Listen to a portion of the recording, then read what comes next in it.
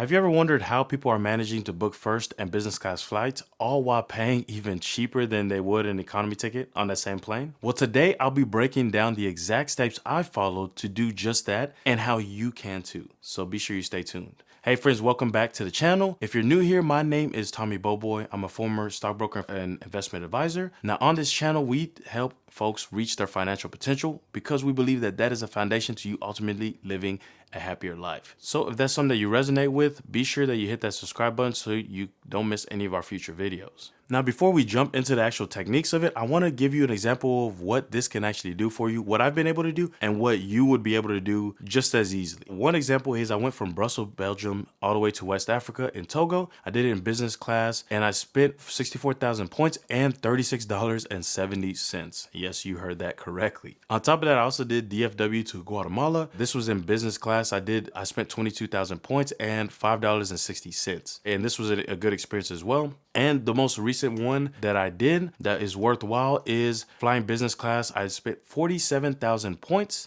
and 308 euros. I actually got a 30% bonus on the points. That's why it was so low. But I was able to go from Paris to Cape Town, South Africa. I think this is probably one of the longest flights that I took. And I was able to take it in first class, which was dope. So that was a great win as well. So what is this technique that I talk about, right? The BSM method. Right, this is the method I've used that's helped me be able to do exactly what I just explained to you, these examples that I just touched on. Well, the way the BSM method breaks down is first is the B, which is boosting your credit score. This is how you can go about leveraging your credit score and making sure that you have as high of a score as possible to get you approved for the cards that you're going to need to be able to actually earn the points that you can spend. Two is selecting the best credit cards for your lifestyle. This involves you actually choosing the best cards that actually improve your lifestyle and not burden it. That's on top of the benefits that you're going to be able to actually get from the actual credit card points themselves. This also involves, how you can actually earn points other ways, right? Shopping, there's a Delta partnership sites, there's Airbnb partnership sites. All these things can kind of help you be able to earn even more points. This involves things like maximizing your credit card points for redemptions or bookings for airlines and hotels. You're trying to find the best destinations. Even things like doing stopovers or open jaws or around the world award flights. So the reason why I mentioned that is you can leverage, for example, let's say that I knew that I wanted to go to Paris, but then I booked a flight that took me from Dallas to New York to Paris. I could do something called, for example, a stopover where I go from Dallas to New York and I give myself, let's say, 5 days in New York before I hop on the New York flight to Paris. And if you think about it, with that little thing there, I now have a mini vacay over in New York, and then boom, now I'm going to Paris for my actual main vacation. Right? Those are the kind of things that when you start doing these techniques, you start realizing like there's ways that I can do it where I can have an even better experience than what I might have done my typical vacation experience that I've had in the past. So that's an example of stopovers. Open jaws are sort of a similar concept, but it's more of I'm flying to Paris, and then from Paris, I take a train to Madrid, and then from Madrid, I fly out to head back to Dallas. So it kind of means like you're finding in different places. And that gives you kind of the possibility of maybe you want to do a Euro trip. You get into Europe and you want to kind of travel around, but instead of you having to return to the city where the initial city you landed in, you choose a different city to take off from. So these are all concepts I will be going. If you're interested in these type of things, let me know in the description. I don't mind jumping even deeper into these and giving you guys actual examples in my computer that's going to show you guys a lot easier how these are done and conceptualize it a lot better. But with those examples, there's also around the world award flights that I touched on too, where there's literally, you could get award tickets that let you quite literally fly around the world. And there's a few different programs out there where you can fly around the world, and all they want you to do is either choose, you're heading east first or you're heading west first, but you just continue in a circle. And all these for essentially a flat rate when it comes to points, and then you're just paying pretty much the taxes and fees on these random tickets. So think about that. Is that something that you might be able to do, or something that you would be open to doing? Being able to have essentially 2 vacations or even more just for the price of one. So these are these techniques that I started learning, and I was like, man, like these are game changers. You're able to now have an even better vacation that you were doing before. And you can leverage that to live an even better lifestyle than what you were able to live before without having to change pretty much anything, right? You're just adding a few different steps to your life to be able to get you there. So now let's jump a little bit more into each of these categories. First, boosting your credit score. I've shot plenty of videos on this, so I'm not going to go too deep. Really what you want to do in this case is first, you want to go to annualcreditreport.com. I should say first that there was a federal law that was passed, whereas pretty much the Congress decided that the credit bureaus had to let you be able to see your credit report free at least once a year. And that's what spawned this website.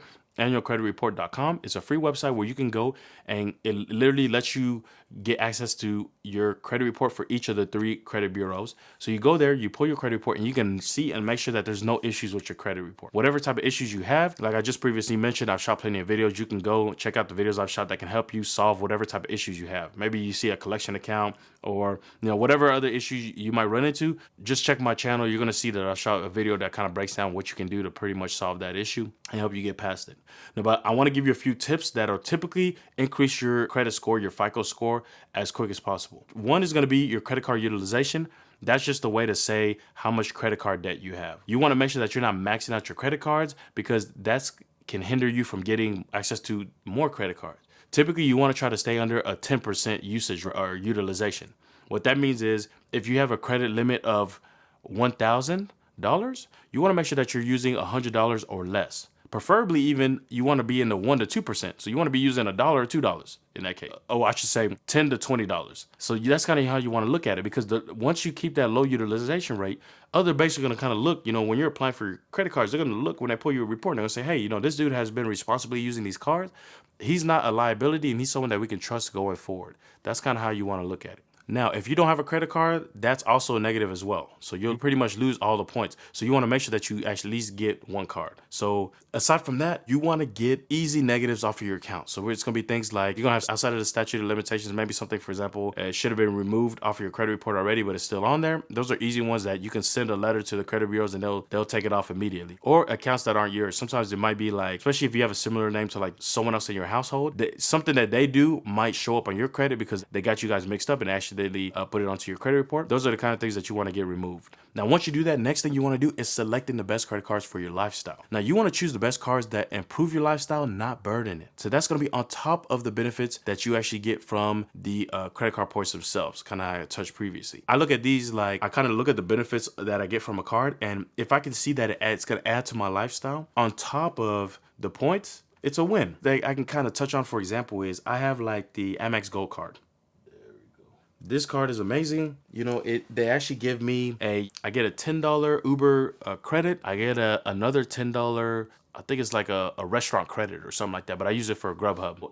I have pretty much $20 a month that I'm getting from this card. In total, it comes out to about $240 a year. Pretty much covers most of the annual fee, so I'm good. And that's on top of not even including the Amex offers that I also get from this card as well. These are random offers that Amex offers that I leverage to help me, it just kind of add more bonuses to your life as well. That's kind of how you want to look at it. And I'm mentioning those points without even touching on the fact that I'm earning a lot of points from this card because this card gives me a certain amount of points at grocery stores that has helped me be able to accumulate a ton of membership rewards points that I can now use for flights. So that's kind of how you want to look at it. To do this, you really want to analyze your spending habits. You want to try to pair your spending habits with specific credit card offers that are available on the market to make sure that it's helping you optimize the amount of points that you're earning. So if you know that for your job, you always got to drive and then you're the one using your card for gas, then maybe you can find a card that offers a lot of gas points, a lot of points at gas stations. That way you can leverage that to be able to earn even more points. That's kind of how you want to look at it for. It's like, are you always going on trips? Business travel is always booked on your card. Boom, there's another example. Get a card that says that they'll give you 10x points or 5x points or whatever the case may be on any travel booked through certain websites. That's kind of how you want to leverage to look for cards that are going to fit so perfectly into your lifestyle. Now, there's all types of different cards out there. I don't want to jump too much into it. There's different types of rewards cards. There's travel rewards, cash back, there's dining, whatever the case may be. You want to kind of look what the best cards are for you and what's going to fit best for your specific lifestyle. Now, once you've done that, the next thing you want to do is maximizing your credit card point redemption and booking your actual airlines and hotels. So pretty much you want to just maximize your redemptions. Now, this is going to involve you finding the right destinations, leveraging the points to make sure that you're getting the most value out of your points. I recommend that you check out my video that I shot on how to actually book, how I actually go about booking points my exact technique and how I know where to transfer the points and things like that. It'll walk you through it. What I'll do is I'll link to that video down below. And this technique is going to help you be able to make sure that you're maximizing the amount of points you have. It's crazy to me. I've heard stories of people blowing points because what they'll do is, they'll use their points. They'll go to for example, for Amex, they'll go to the Amex website, and then they'll just see, Amex says your points are worth this, and then they'll just book their points on the Amex website instead of trying to do transferring their points out to actual partners where you might earn bonuses on your points. Kind of like the example I had mentioned previously. Is I earned a bonus on my points to go to South Africa, the Cape Town flight, and yeah, they ended up earning me 15%. So I think I ended up free 13,000 points or whatever the case may be on top of the points that I spent. So that's kind of the offers and things that you kind of want to be looking for. So that's really the gist of it, guys. With those techniques, you just following those steps, you'll be able to vacations just like the examples that I've gone through. It's something that's really feasible, really able to be done wonders for the types of lifestyle that I'm living for sure. So hopefully you found value in that video. Let me know if there's any other information that you want to have or information that you'd like me to dive